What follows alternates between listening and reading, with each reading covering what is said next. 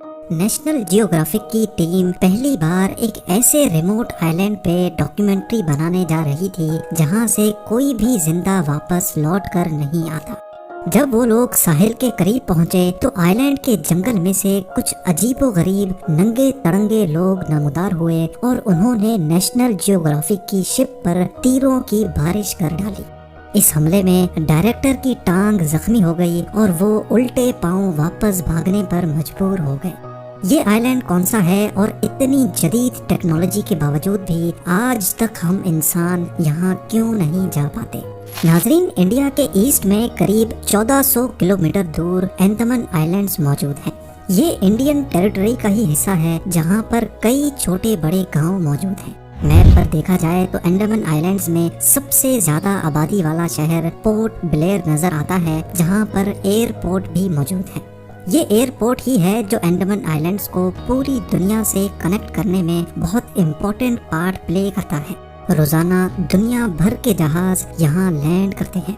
لیکن حیرت کی بات یہ ہے کہ اتنی چہل پہل والے شہر سے صرف 50 کلومیٹر دور ایک ایسا آئلینڈ ہے جہاں انسانوں کی وہ سویلائزیشن بستی ہے جنہوں نے اپنی الگ دنیا بسا رکھی ہے۔ نارتھ سینٹینل آئلینڈ کے نام سے پہچانا جانے والا یہ آئلینڈ صرف 50 اسکوائر کلومیٹر بڑا ہے، جس کو پوری طرح سے گھنے درختوں نے چھپا رکھا ہے۔ یہی وجہ ہے کہ نہ ہی سیٹلائٹ اور نہ ہی کسی ڈرون سے اس کے اندر دیکھا جا سکتا ہے۔ اس آئلینڈ پر کون سا قبیلہ رہتا ہے اور اس کے اندر ایسا کیا راز چھپا ہے، یہ آج تک کوئی نہیں جان پایا۔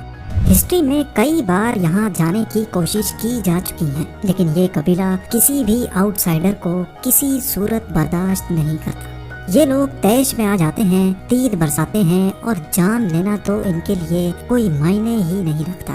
ایسا مانا جاتا ہے کہ انہوں نے دنیا کے اندر دنیا بسا رکھی ہے جہاں یہ ہزاروں سالوں سے رہتے آئے ہیں۔ پورٹ بلیئر کی ماڈرن سٹی سے صرف 50 کلومیٹر دور اس آئلینڈ پہ آج بھی شاید اسٹون ایج چل رہی ہے۔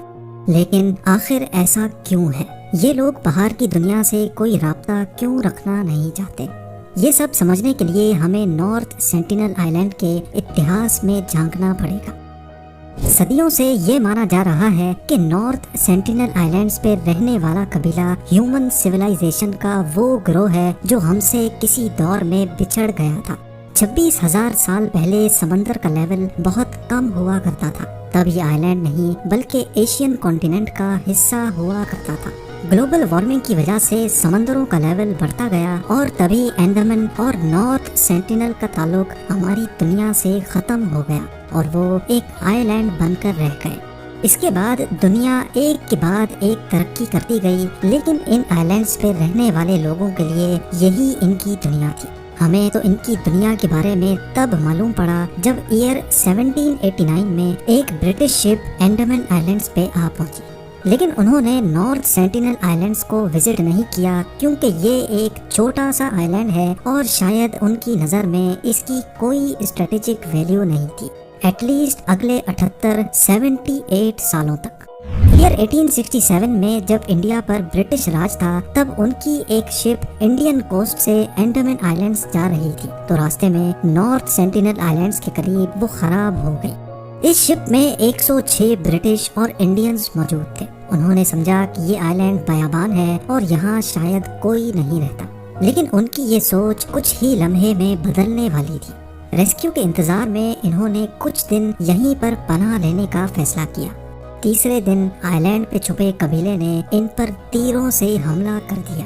کئی لوگ مارے گئے اور کئی کو رائل نیوی نے ریسکیو کر لیا۔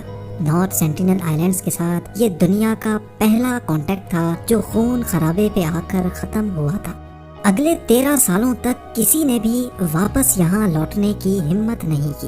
پھر ایئر 1880 میں ایک برٹش لارڈ کو انڈمان آئلینڈز کا کراؤن ایڈمنسٹریٹر بنا کر بھیجا گیا۔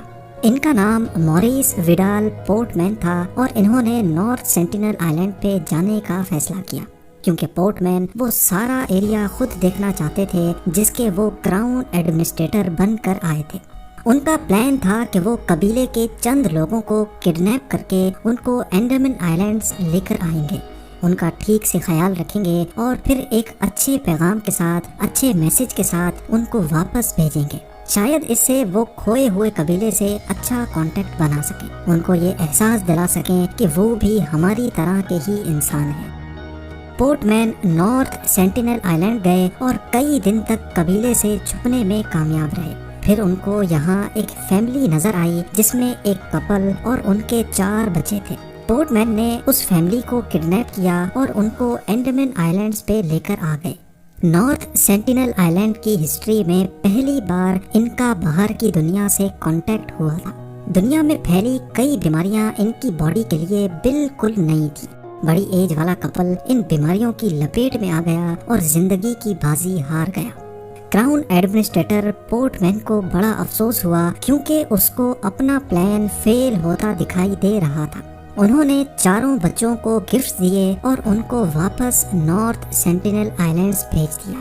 پورٹ مین نے اپنی ڈائری میں لکھا کہ ہمارا مشن فیل ہو گیا ہے، ہم نے سینٹینلز کے دل میں مزید خوف ڈال دیا ہے اور یہ بہتر ہوگا کہ ان کو اکیلا چھوڑ دیا جائے۔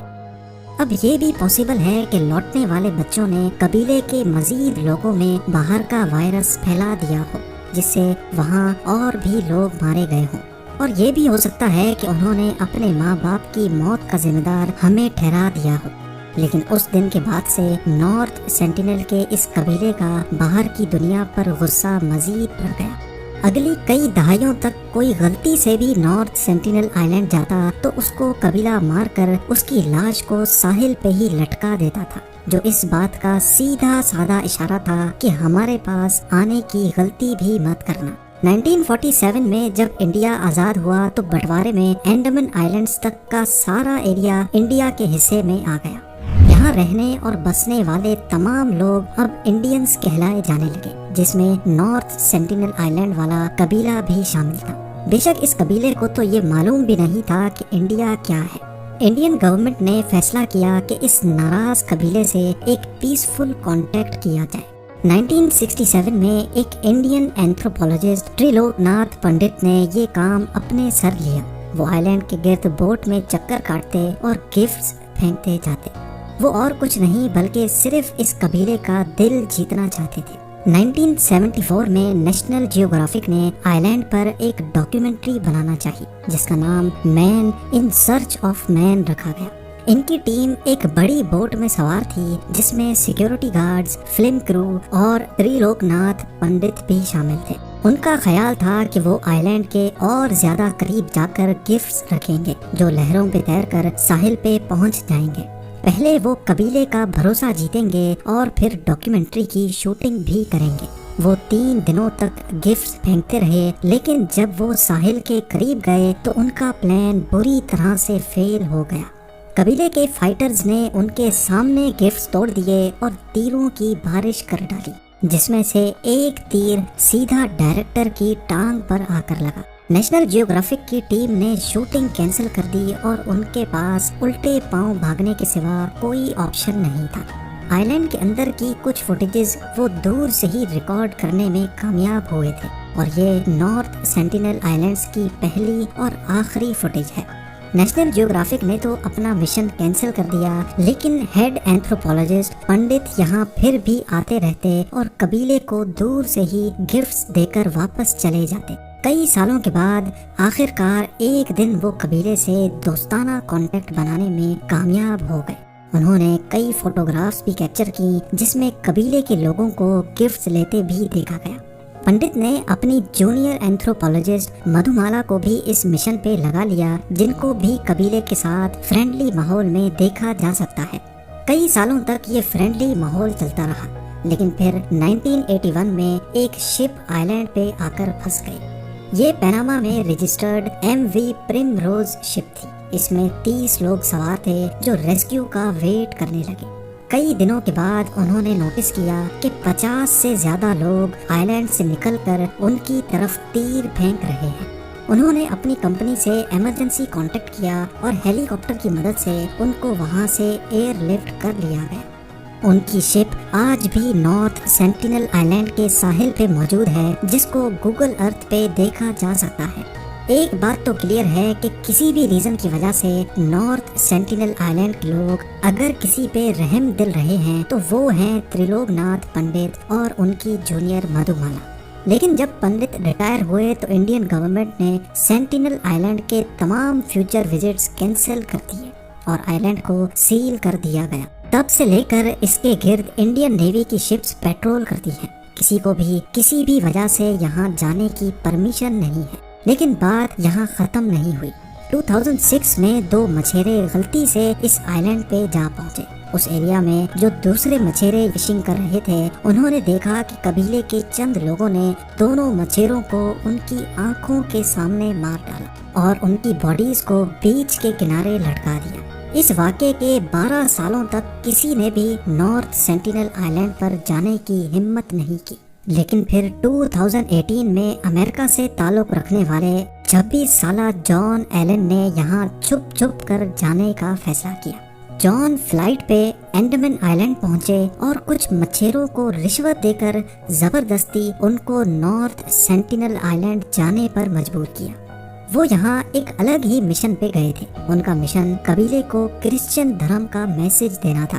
جیسے تیسے کر کے وہ آئلینڈ تو پہنچ گئے لیکن بدقسمتی سے ان کو بھی مار دیا گیا۔ جان سمیت آج تک پتہ نہیں کتنی باڈیز نارتھ سینٹینل آئلینڈز پر موجود ہیں جن کو واپس نہیں لایا جا سکتا۔ انڈین سرکار نے اس قبیلے کو کھلی چھوٹ دے رکھی ہے کہ وہ جو چاہے اپنے آئلینڈ پر کر سکتے ہیں اور باہر کی دنیا پر پابندی لگا رکھی ہے کہ وہ اس آئلینڈ کے 10 کلومیٹر کے ریڈیس میں بھی نہیں جا سکتے۔ نارتھ سینٹینل آئلینڈ دنیا کا واحد آئلینڈ ہے جہاں پر جانا موت کو گلے لگانے جیسا ہے۔ یہاں رہنے والے لوگ واقعی اکیلے رہنا چاہتے ہیں یا پھر یہ لوگ اپنے آئلینڈ پر موجود کسی بہت بڑے راز کو ہم سے چھپا رہے ہیں؟ یہ آج تک ایک مسٹری بنی ہوئی